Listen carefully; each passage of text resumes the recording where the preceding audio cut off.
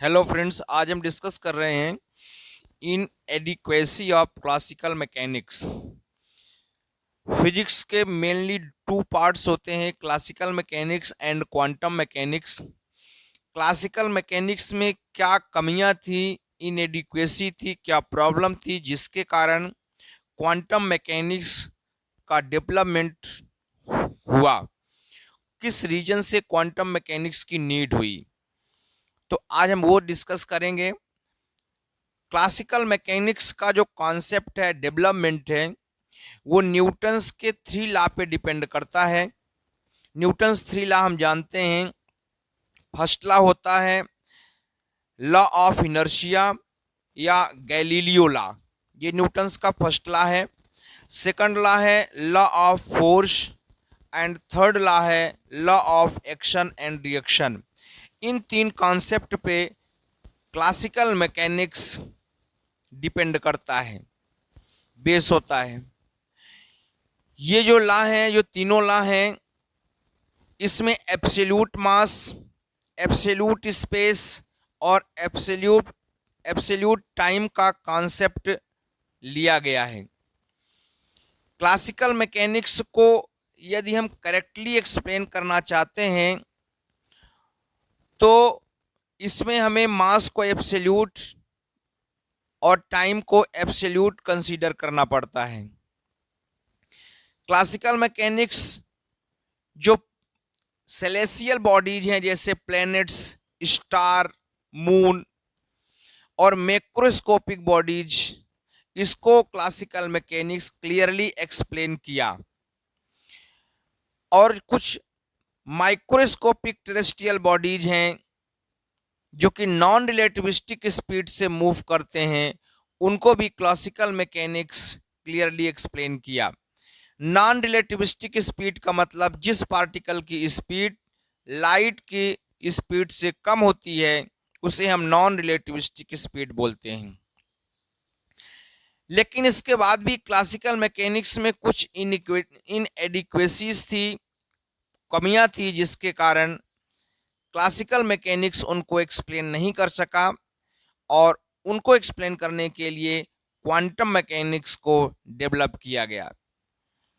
तो इसका फर्स्ट है कि क्लासिकल मैकेनिक्स जो atomic dimension level, atomic dimension range की जो डिस्टेंस है, उसके एरिया को, उसके रीजन को ये एक्सप्लेन नहीं कर सका। इसका मतलब ये it can not explain the non relativistic motion of atom, electron और प्रोटॉन। इलेक्ट्रॉन और प्रोटॉन और एटम का जो नॉन रिलेटिविस्टिक मोशन है उसको ये एक्सप्लेन नहीं कर सका।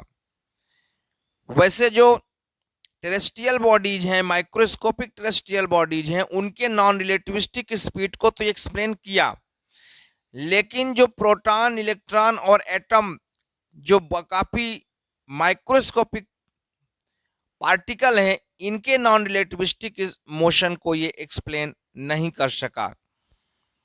सेकंड है it could not explain the stability of atoms. Atom के अंदर न्यूट्रॉन, प्रोटॉन, इलेक्ट्रॉन और डिफरेंट टाइप के पार्टिकल होते हैं और एटम नेचुरली न्यूट्रल होता है और इसी कारण वो स्टेबल होता है। तो एटम की स्टेबिलिटी क्यों होती है, इसका क्या रीजन है, ये भी क्लासिकल मैकेनिक्स के थ्रू एक्सप्लेन नहीं हुआ। थर्ड है it could not explain observed spectrum of black body radiation. Black body radiation, black body से जो रेडिएशन इमिट होता है, जो स्पेक्ट्रम इमिट होता है, उसको भी ये एक्सप्लेन नहीं कर सका। इसी तरह से मेटल और गैस के स्पेसिफिक हीट में जो वेरिएशन होता है, चेंजेज होता है स्पेसिफिक हीट में, मेटल टू मेटल और gas to gas, specific heat में जो वेरिएशन होता है वो भी क्लासिकल मैकेनिक्स के थ्रू एक्सप्लेन नहीं किया जा सका।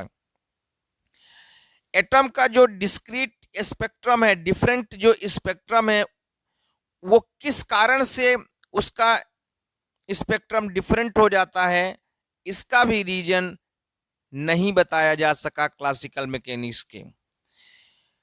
क्योंकि क्लासिकल मैकेनिक्स के अकॉर्डिंग जो एनर्जी चेंज होता है वो कंटिन्यूअस होता है।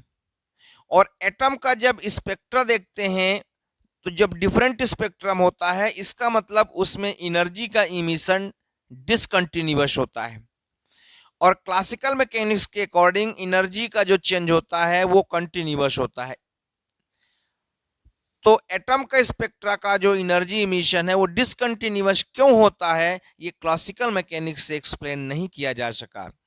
इसके अलावा और बहुत सारे फिनोमिना है जिसके, जैसे photo electric effect, Compton effect, Raman effect, in different type phenomena को भी क्लासिकल मैकेनिक्स के थ्रू एक्सप्लेन नहीं किया जा सका।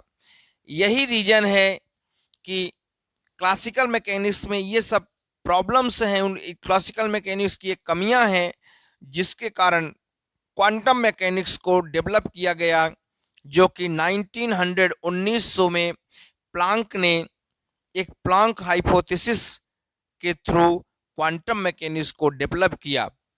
और 14 दिसंबर 1900 को क्वांटम मैकेनिक्स का बर्थडे माना जाता है, क्योंकि क्वांटम मैकेनिक्स को 14 दिसंबर 1900 को ही, 14 दिसंबर 1900 को ही क्वांटम मैकेनिक्स का कॉन्सेप्ट प्लैंक ने दिया। तो फ्रेंड्स, ये आज हमने डिस्कस किया क्लासिकल मैकेनिक्स के इनएडिक्वेसी। हमारे वीडियोस कंटिन्यू आते रहते हैं। आप हमारे चैनल को सब्सक्राइब करें, लाइक करें, शेयर करें, कोई प्रॉब्लम हो तो कमेंट करें। Thank you very much.